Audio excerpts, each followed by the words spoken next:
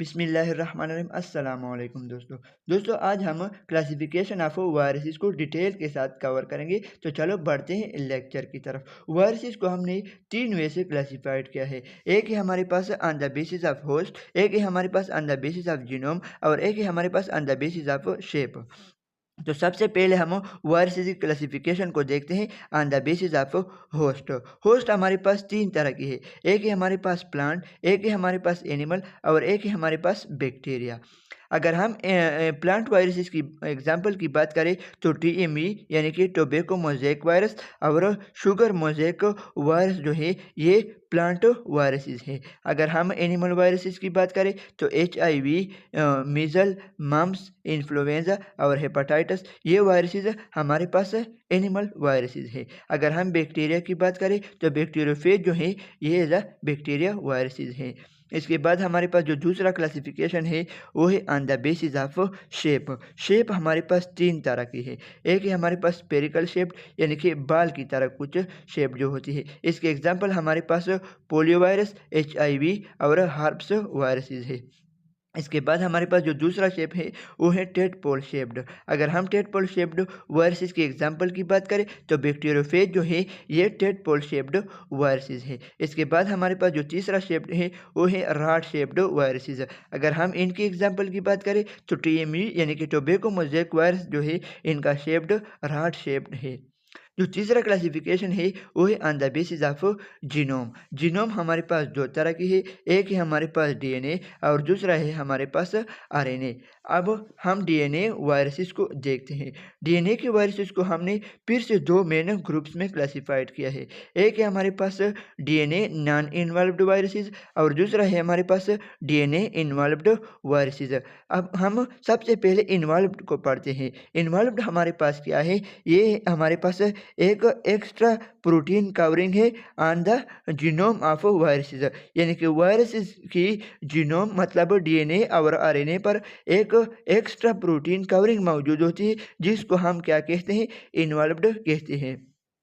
अब हम DNA non involved viruses को देखते हैं। यानी कि वो वायरसेस जिसके ऊपर ये एक्स्ट्रा प्रोटीन कवरिंग मौजूद ना हो और इनका जीनोम जो है वो DNA हो, वो कौन वायरसेस होंगे? इसके एग्जांपल हमारे पास है प्रो वायरसेस और एडिनो वायरसेस। अगर हम DNA इन्वॉल्व्ड वायरसेस की बात करें तो DNA इन्वॉल्व्ड वायरसेस में हमारे पास small pox, herpes simplex viruses, hepatitis B, hepatitis D और बैक्टीरियोफेज वायरसेस आते हैं।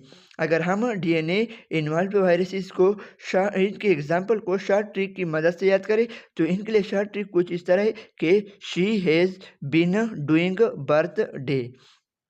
तो शी से हमारे पास स्मॉल पॉक्स, हैज़ से हमारे पास हर्प्स सिम्प्लेक्स, बीन से हमारे पास हेपेटाइटिस B, डूइंग से हमारे पास हेपेटाइटिस D और बर्थडे से हमारे पास यानी कि bacteriophage.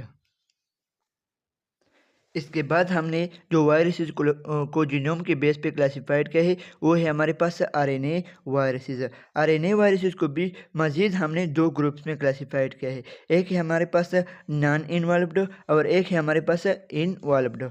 Non involved RNA viruses के अगर हम एग्जांपल की बात करें तो polio viruses, hepatitis A virus, TME virus यानी कि टोबैको मोज़ेक वायरस और हेपेटाइटिस E वायरस ये हमारे पास RNA वायरसेस तो है लेकिन RNA नॉन इन्वॉल्व्ड वायरसेस है। इसके एग्जांपल को याद करने के लिए हमने एक ट्रिक को बनाया है कि people are come to Eid. यानी कि अगर हम देखें तो अक्सर स्टूडेंट्स जो है वो ईद के दिनों में हॉस्टलों से घर आते हैं। तो इस वजह से हमने इस ट्रिक को भी बनाया है कि people are come to Eid.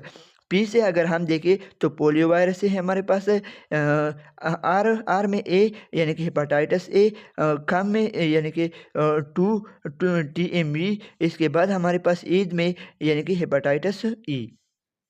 इसके बाद हमारे पास RNA इन्वॉल्व्ड वायरसेस की अगर हम बात करें तो RNA इन्वॉल्व्ड वायरसेस में हमारे पास influenza, measles, mumps, HIV, hepatitis C, rabies and कोविड-19 वायरसेस आती है। इसके लिए भी हमने एक ट्रिक बनाया है कि IMM here close run close.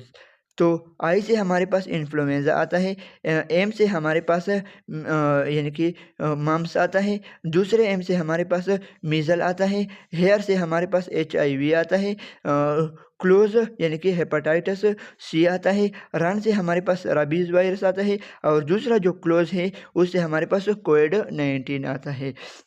यहाँ पे हमारे पास एक MCQs है जो कि अक्सर टेस्टों में रिपीट होते हैं कि most of the animal and bacteriophage viruses have DNA as a genome and plant viruses have RNA as a genome. यानी कि एनिमल वायरसेस और बैक्टीरियोफेज वायरसेस मोस्टली अगर हम इनकी जीनोम को देखें तो वो हमारे पास DNA होते हैं, और प्लांट के वायरसेस के अगर हम जीनोम की बात करें तो वो मोस्टली हमारे पास क्या होती है, RNA होती है। तो मुझे उम्मीद है कि इंशाल्लाह आज की वीडियो आपको ज़रूर समझ में आई होगी। ओके, अल्लाह हाफ़िज़।